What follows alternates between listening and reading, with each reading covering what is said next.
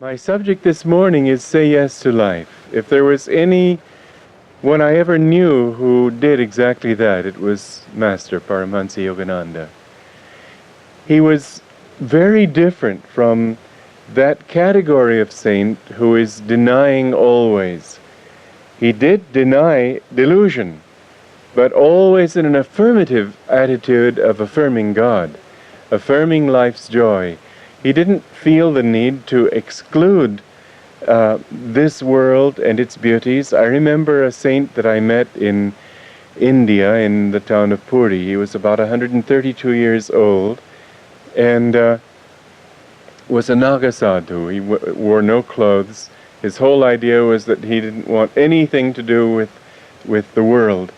And he told me that one should not enjoy beautiful scenery, beautiful music, good things, that everything should be not this, not anything, only God. Yogananda's attitude was based in that, and yet it took it that very necessary step, that next step forward, which is to say that after having understood it right, it's like that Upanishad which says that you should learn to live in this world without attachment to anything. And then, once you have no attachment to anything, wish to live for 100 years enjoying it.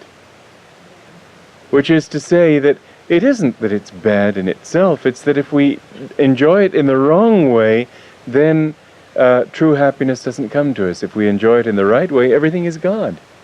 So the first attitude may indeed be neti, neti, as the Indian scriptures say, not this, not that. But afterwards, when you've really convinced your mind that you don't belong here, then you can enjoy everything and much more freely, like a story of Master when he went to Radio City Music Hall in New York. And he paid his admission. He said, now this place is mine. And so he walked around enjoying his beautiful palace and the beautiful curtain, the stage, the lovely upholstery on the seats, everything. He enjoyed it for an hour or longer, and then he came back and gave the place back to the management and left, a free man. And this was his way of, in telling this story, it was his way of saying that we can enjoy everything. We don't have to own a thing to enjoy it. In fact, once you own it, you're more likely to be afraid for it, and therefore your enjoyment is less. I went to visit the ambassador from Chile in New Delhi many years ago. He had another title. It wasn't ambassador, it was plenipotentiary, which sounded very grand indeed. But he was a man of considerable wealth and culture, and he served me tea on his beautiful china, very expensive. I enjoyed it thoroughly because it was beautiful, but I found that he wasn't enjoying it. He was always afraid when the servant brought it in. He was shouting at the servant to put it down carefully. He spent much of our discussion at the tea table talking about the servants in India and how you had to watch them every minute for fear that they'd break something.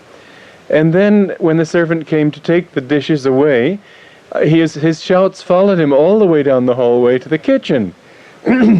And I thought, well, poor man, he would enjoy it if it weren't his. Because it was beautiful. It's this thought of I and mine. A very interesting corollary may be found in the lives of the artists and musicians of the 18th and 19th centuries.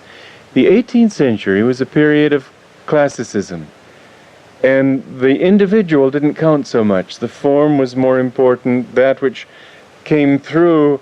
The place of the artist in society wasn't that exalted either. The artist, although certainly worthy of being looked up to, was not particularly, not nearly as much. And as a result, the music was much less expressive of ego.